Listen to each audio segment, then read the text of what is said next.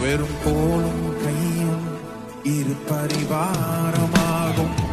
உம்மாலன்றி இது யாரா கூடும்? வெறும் கோலும்